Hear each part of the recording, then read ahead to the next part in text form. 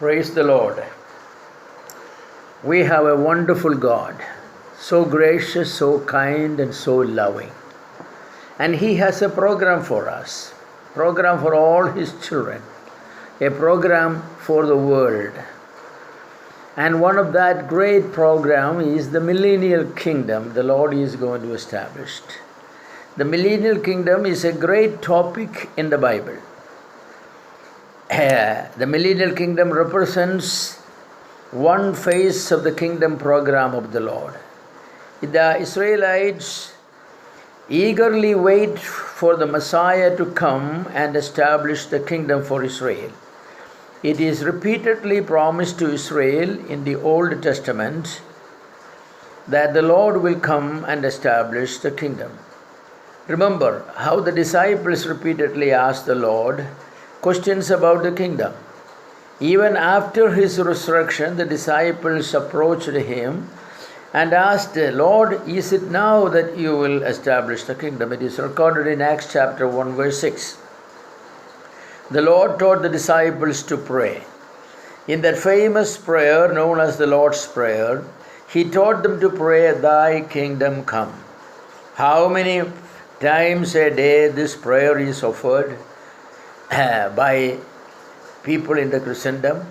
Whatever other things the Lord meant by the phrase Thy kingdom, one thing is definite. It meant the millennial kingdom of the Lord. The Lord is introduced by the prophets as the King. In Zechariah chapter 9 verse 9 we read, Behold, thy King cometh unto thee. The question the wise men asked Herod is, where is he that is born as the King of the Jews? For we have seen his stars in the east. When the Lord stood before Pilate for his trial, Pilate asked the question, Are you then a king? The Lord said, Yes, but not of this world. He said, I have come to be a witness to the truth. But indeed the Lord said He is the King and He is going to come to establish His kingdom. Jerusalem is going to be the center of many activities before and the Lord returns as the King to establish His kingdom. In Zechariah chapter 12 verse 2 and 3, Jerusalem is described as a cup of trembling and as a burdensome stone to all people. Nations under the leadership of the Antichrist think that they could swallow up Jerusalem. However, Jerusalem is too heavy for anyone to bear. The Gog, Magog and the Armageddon battles would prove to the world that Jerusalem is a stone that they cannot lift. They paid very heavily because they wanted to destroy Jerusalem. The valley of Jehoshaphat, as described in Daniel 11:45, is going to be the valley of death for world powers.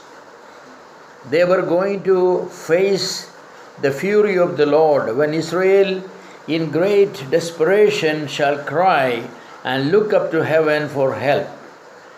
Then they would see the Messiah coming to deliver them.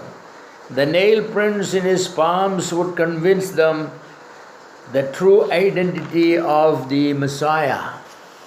They will understand that the very Jesus whom they rejected as the Son of Mary, as the carpenter of Nazareth, He is the real Messiah who is going to rescue them. They will acknowledge Him as their Savior. They will repent of their wickedness and beg for God's mercy upon them, for they have rejected Jesus and asked Pilate to crucify Him. This is the moment when Israel as a nation would repent and would be converted.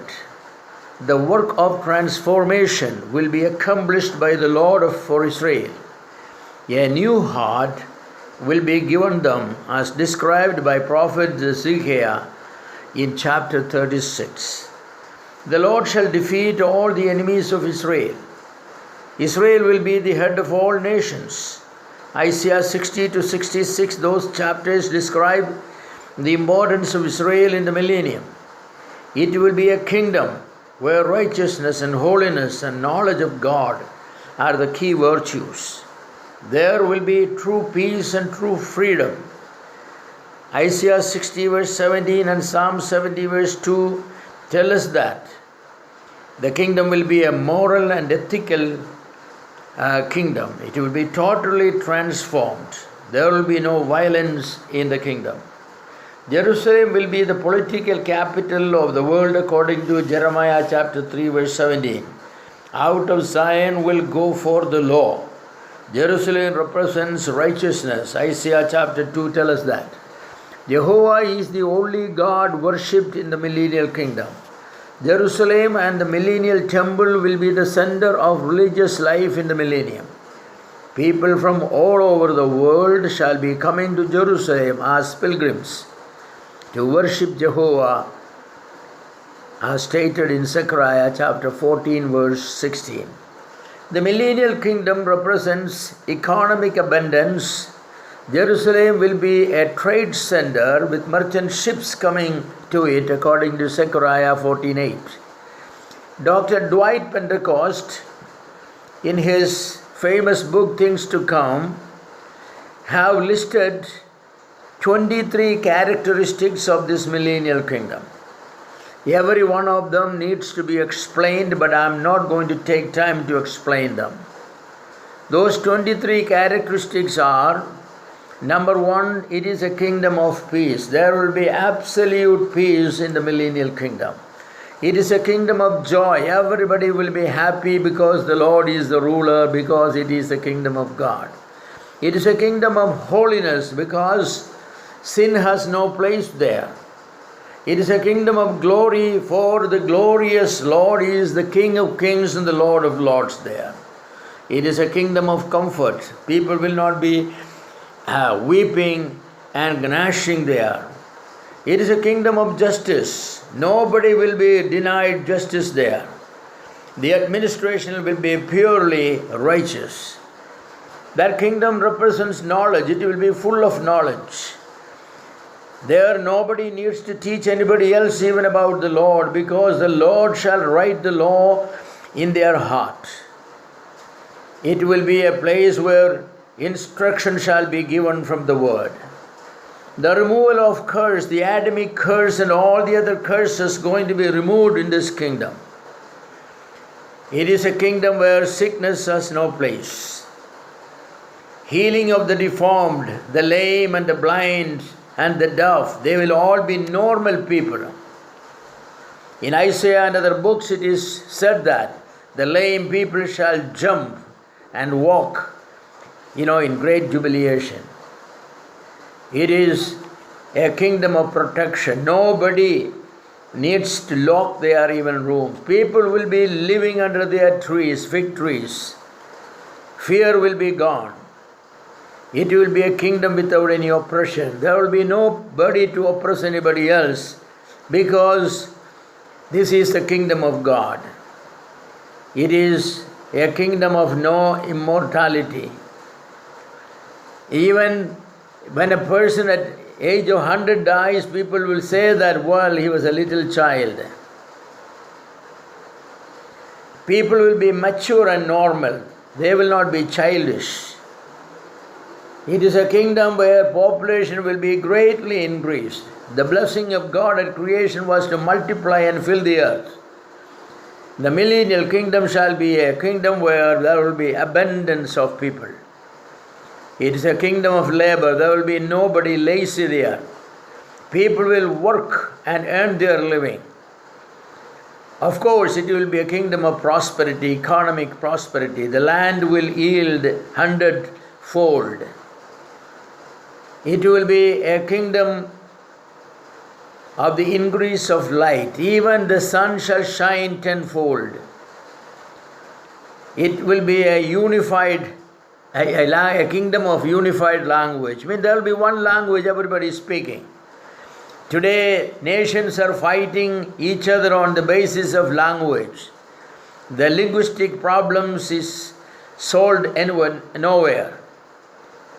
But in that kingdom, that won't be a problem. It will be unified worship. There will not be temples dedicated to this deity and that deity.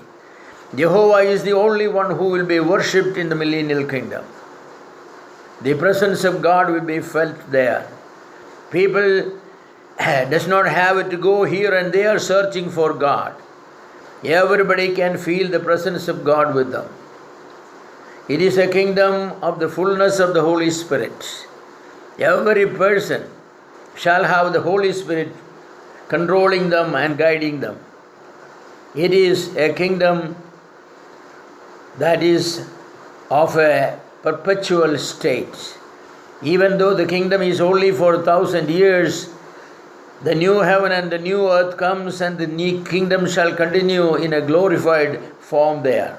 So these 23 items that I have stated, I did not state them as 1, 2, 3, but all these 23 characteristics of the kingdom make it a very noble kingdom. Moreover, the millennial kingdom will be characterized spiritually by righteousness, by obedience, by holiness, by truth, and by the fullness of the Spirit. That makes people different. When God created Adam and Eve, He created them truly righteous and truly knowledgeable and truly holy. That state is going to return. Oh glory, what a blessed kingdom that will be. If Adam would not have sinned, and if the world was populated with sinless people, and God Himself was ruling the affairs of life, where men will be the regent of the administration, it would have been an eternal kingdom of God. But now the millennial kingdom is a step below the eternal kingdom, for there are many physical people who have not put their trust in the Lord, many who are born in the kingdom. But in the eternal kingdom, everyone will be a child of God. An important question people often ask is about the administration of the kingdom. Who will be the ruler of the kingdom? Everyone agrees that the Lord Jesus Christ is the Messiah, who would be the king of the millennium. However, many ask the question, will the Lord literally shift His place of residence from heaven to earth for 1,000 years? Will the church be on earth with the Lord for 1,000 years? Such questions they ask because of the many passages that say that the King David shall be the ruler of the Messianic kingdom. Jeremiah chapter 30 verse 9 tells, they shall serve the Lord their God and David their king, whom I will raise up unto them. Notice, they shall serve the Lord their God and David their king. In Ezekiel 34, 23 and 24 we read, and I will set up one shepherd over them, and he shall feed them, even my servant David. He shall feed them, and he shall be their shepherd. So David is going to be the shepherd of the millennial kingdom. Verse 24 says, and I, the Lord, shall be their God, and my servant David a prince among them. I, the Lord, have spoken. Jesus Christ will be their God, and David will be their prince. Isaiah 53, 3 and 4 says, I will make an everlasting covenant with you, even the sure mercies of David. Behold, I have given him for a witness to the people, a leader and a commander to the people. David will be the leader and the commander of the people in the millennium. Ezekiel 37, 24 and 25 says, and David my servant shall be king over them, and they shall have one shepherd. They shall also walk in my judgment and observe my statutes and do them. But David my servant shall be king in the millennium.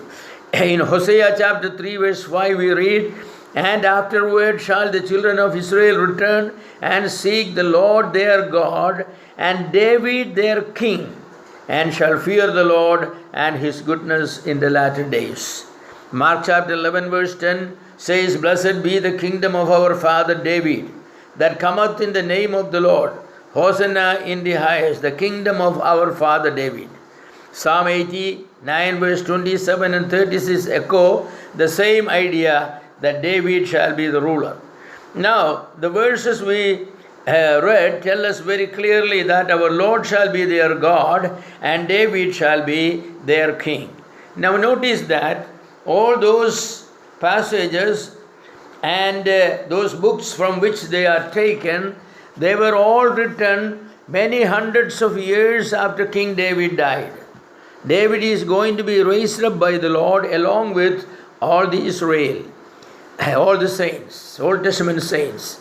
He is going to be installed king over the millennial kingdom. So how are we to reconcile these passages with other passages that definitely tell us that our Lord shall be the king? Since our time is up for today, that topic we will discuss, God willing, in our next message. May His name be glorified.